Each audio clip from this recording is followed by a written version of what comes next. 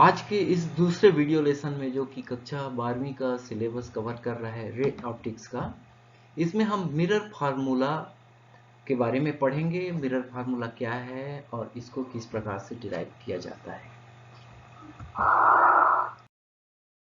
यहाँ पर एक कोई भी रैंडम हम स्थिति ले लेते हैं जिसमें अवतल दर्पण की सहायता से किसी वस्तु AB का प्रतिबिंब बनाया गया है। कोई भी स्थिति आप ले सकते हैं। आपको कक्षा 10वीं में बताया गया है कि कक्षा 10वीं के सिलेबस में अवतल दर्पण में प्रतिबिंब निर्माण की 6 स्थितियां जो हमने सीखी है, उनमें से किसी भी एक स्थिति का हम एक चित्र बनाते हैं। यहाँ पर हमने कौन सी स्थिति ली है, आप देख सकते हैं कि जब वस्तु वक्ता केंद्र से कुछ दूरी पर है, तब एक अवतल दर्पण की सहायता से उसका प्रतिबिंब इस प्रकार से बनता है कि प्रतिबिंब की जो स्थिति होती है फोकस और वक्रता केंद्र के बीच में होती है। तो इस प्रकार से हमने एक स्थिति की कल्पना की और इसी चित्र की सहायता से हम दर्पण सूत्र को व्युत्पन्न करेंगे। यहाँ चित्र में किसी अवतल दर्पण की सहायता से वस्तु AB का प्रतिबिंब A' B' बनना प्रदर्शित किया गया है, आप देख सकते हैं। अब यहाँ पर हम दो एडिशनल लाइन खींचते हैं, ये जो कि हमको दर्पण फार्मूला डिराइव करने के लिए मदद करेगा। एक हमने प्रकाश की किरण जो वस्तु AB के पॉइंट B से चलती हुई पॉइंट P, जो कि अवतल दर्पण का पोल है, वहां जाकर के टकराती है और परावर्तित होकर के PC मार्ग से चली जाती है। तो इस प्रकार से एक प्रकाश की किरण अतिरिक्त रूप से हम खींचते हैं और इस चित्र में हम दो त्रिभुज आइडेंटिफाई करके देखते हैं, त्रिभुज ABC और त्रिभुज A'-B'-C। जो कौन सा होगा, ABC त्रिभुज ये है, ये ABC त्रिभुज, और दूसरा त्रिभुज A'-B'-C, ये दो त्रिभुज। तो ये दोनों त्रिभुज समरूप हैं। समरूप त्रिभुज आप जानते हैं, कक्षा 10वीं के गणित के सिलेबस में आपने देखा होगा कि दो त्रिभुज समरूप कहे जाते हैं यदि उनके दो कोण आपस में बराबर हों। तो यहाँ पर उस सिद्धांत से आप देखें कि ये वाला कोण शीर्षाभिमुख कोण कहलाएगा और ये वाला कोण 90 डिग्री का कोण है। तो दो कोई भी कोण अगर बराबर होते हैं तो त्रिभुज समरूप माना जाता है। समरूप त्रिभुज की विशेषता यह है कि संगत भुजाएं समानुपातिक होती हैं।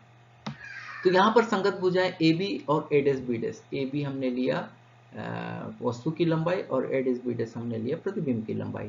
तो हम इन दोनों त्रिभुजों में, त्रिभुज ABC और त्रिभुज A'-B'-C में हमने देखा कि AB बटे A'-B' का ठीक वही अनुपात होगा जो कि CA और CA' का होता है।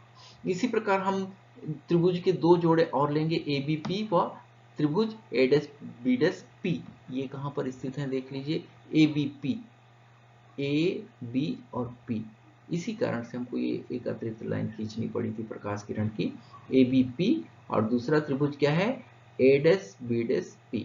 ये दोनों त्रिभुज भी समरूप होंगे। इनकी समरूपता कैसे सिद्ध हो रही है, यहाँ पर एंगल आप देख लीजिए B, P और A। इसी प्रकार B', P और A, ये दोनों एंगल थीटा होंगे। क्यों? क्योंकि ये अभिलंब है, मुख्य अक्ष यहाँ पर अभिलंब का कार्य कर रहा है और यहाँ पर ये आपतन का कोण और ये परावर्तन का कोण। हम जानते हैं आपतन का कोण और परावर्तन का कोण बराबर होते हैं, इसके कारण से ये दोनों एंगल बराबर हुए और ये प्रतिबिंब जो है मुख्य अक्ष के साथ 90 डिग्री पर है और यहाँ पर भी।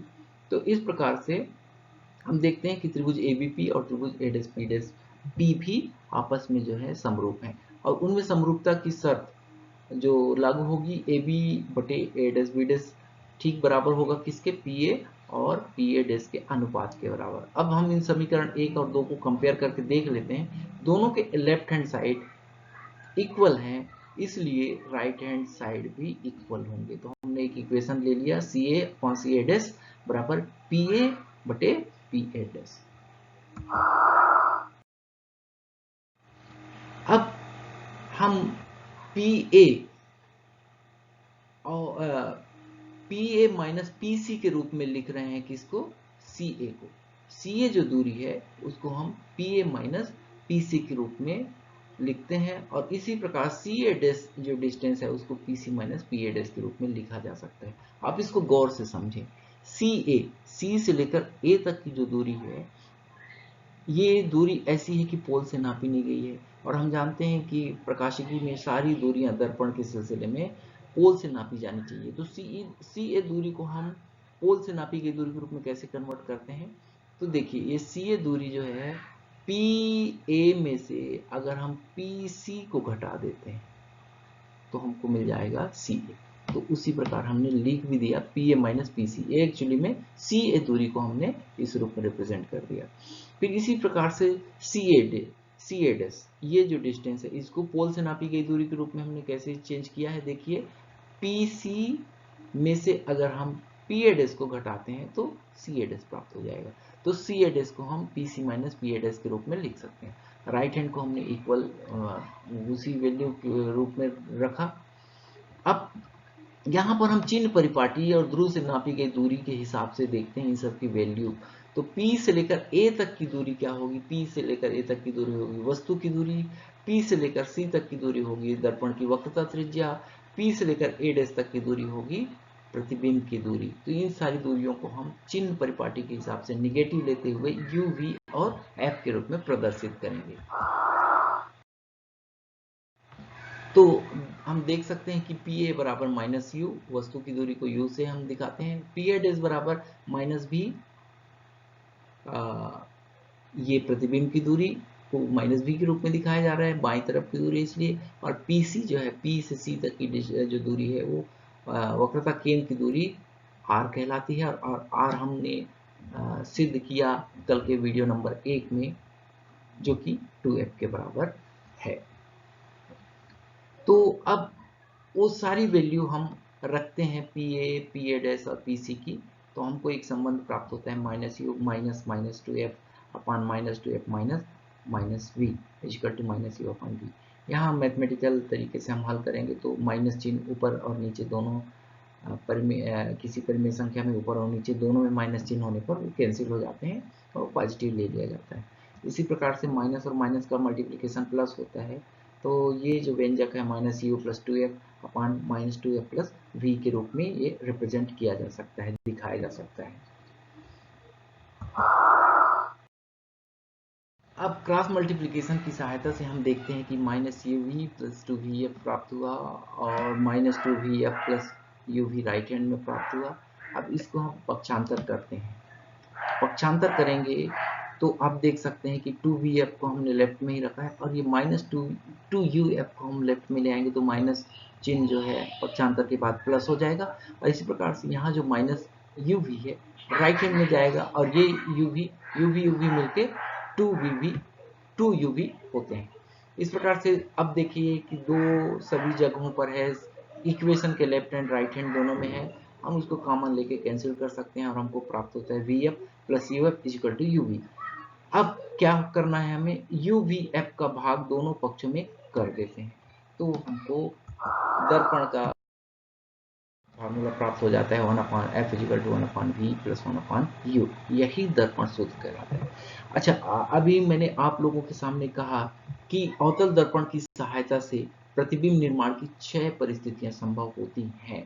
तो क्यों ना हम एक बार उत्तल दर्पण भी और अवतल दर्पण भी दोनों की सहायता से प्रतिबिंब निर्माण की सारी स्थितियों को एक बार फिर से समझ लें।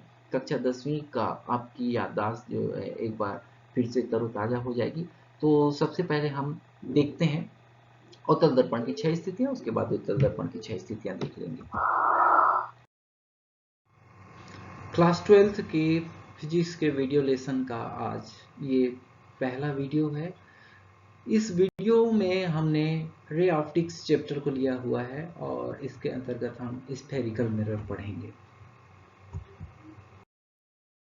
यहाँ पर हम देख रहे हैं कि वस्तु अनंत पर स्थित है और अनंत से आने वाली प्रकाश की किरणें मुख्य अक्ष के समानांतर आ रही हैं और परावर्तन के पश्चात एक निश्चित बिंदु फोकस से होकर के जाती हैं। तो इस प्रकार से स्पष्ट है कि यदि अवतल दर्पण के सापेक्ष कोई वस्तु यदि बहुत ही अधिक दूरी पर स्थित है, अनंत दूरी पर स्थित है, तब वस्तु का सूक्ष्मतम बिंदुवत प्रतिबिंब फोकस पर प्राप्त होगा।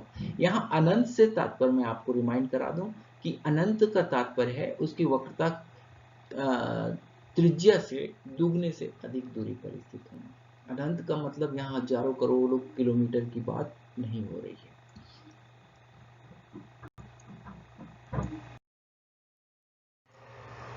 यहाँ पर जो वस्तु स्थित है वो जस्ट इनफाइनिट की बाद की सिचुएशन है। तो इनफाइनिट और वक्रता केंद्र के बीच न कहकर के हम कहेंगे कि just beyond the curvature centre. वक्रता त्रिज्या के जस्ट बाद स्थित वस्तु का प्रतिबिंब हमको जो प्राप्त हुआ वो कर्वेचर सेंटर और फोकस के बीच में प्राप्त हुआ। किस प्रकार से प्राप्त हुआ आप ये देखिए कि वह एक वस्तु है।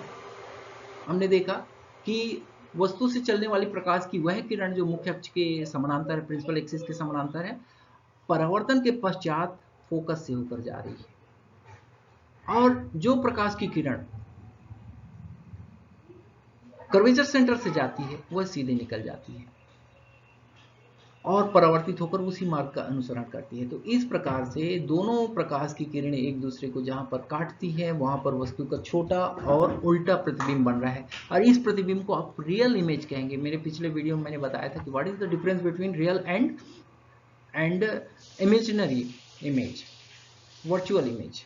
यहां पर रियल इसलिए है कि प्रकाश की किरणें वास्तविक रूप से इस बिंदु से गुजरती हुई दिख रही है। नेक्स्ट, यदि वस्तु वक्रता त्रिज्या पर स्थित है, अगर कर्वेचर सेंटर पर वस्तु स्थित है तो उसका उतना ही बड़ा और उल्टा और वास्तविक प्रतिबिंब हमको कर्वेचर सेंटर पर ही प्राप्त होता है। यहां पर भी आप देख सकते हैं कि प्रकाशिक नियमों का पालन पूरी तरीके से हुआ है। मुख्य प्रिंसिपल एक्सिस के पैरेलल जाती हुई इंक्लाइंड रे जो है बिंदु मिरर पर जहां पर भी इंक्लाइंड होती है वहां से परावर्तन के नियमों का पालन करते हुए परावर्तित होती है और फोकस से होकर जाती है। तो आपको ये बात बिल्कुल याद रखनी है कि मुख्य अक्ष यानी कि प्रिंसिपल एक्सिस के पैरेलल जाती हुई प्रकाश की किरण हमेशा हमेशा फोकस से होकर जाएगी और जो प्रकाश की किरण फोकस से होकर के जा रही है वो मुख्य अक्ष के समानांतर हो जाती है। यानी कि यहां पर उत्क्रमणीयता रिवर्सिबल होने का प्रमाण हमको दिख रहा है और ये फंडामेंटल रूल है प्रकाश संचरण के लिए। प्रकाश संचरण का मार्ग जो है उत्क्रमणीय होता है, रिवर्सिबल होता है। यानी कि प्रकाश की किरण जिस रास्ते से आई है उसी रास्ते से लौटेगी, उसी रास्ते का अनुसरण करती है। यदि हम प्रकाश की किरणों के संचरण की दिशा जस्ट अपोजिट कर दें तो प्रकाश जिस रास्ते आई है उसी रास्ते वापस लौटेगी। यह उत्क्रमणीयता का सिद्धांत है। यानी कि प्रकाश की किरणें जब मुख्य अक्ष के समानांतर है तो फोकस से जा रही हैं और जब फोकस से जा रही हैं तो मुख्य अक्ष के समानांतर हो गई। तो इस प्रकार से यहाँ पर वस्तु का जो है उतना ही बड़ा प्रतिबिंब बन रहा है जितना बड़ा वस्तु है। अब हम अगली स्लाइड पे, जब वस्तु फोकस पर होती है तब प्रतिबिंब का निर्माण किस प्रकार से होता है हम यहां देख सकते हैं कि जब बिंदु A से प्रकाश की किरणें प्रिंसिपल एक्सिस के पैरेलल जाती हैं तो परावर्तन के नियमों के हिसाब से वह फोकस से होकर के वापस लौटती हैं और जो प्रकाश की किरण उस मार्ग का अनुसरण करती हैं जो कि वक्रता केंद्र से होकर जाती है तो वह रिवर्सिबल होता है और प्रकाश की किरण उसी मार्ग से वापस लौट आती है। तो ये दोनों किरणें हम देख सकते हैं कि एक दूसरे के समानांतर हैं और एक दूसरे को कभी भी नहीं काटेंगी। नहीं काटने का अर्थ हुआ कि दोनों किरणें अनंत पर एक दूसरे को काटेंगी और इस प्रकार से आप देख सकते हैं कि जब वस्तु फोकस पर स्थित है तब उसका प्रतिबिंब अनंत पर प्राप्त होता है और इस प्रकार से वास्तव में किसी प्रकार का कोई प्रतिबिंब प्राप्त नहीं होता जब वस्तु फोकस पर स्थित है। अगले स्लाइड में देखते हैं।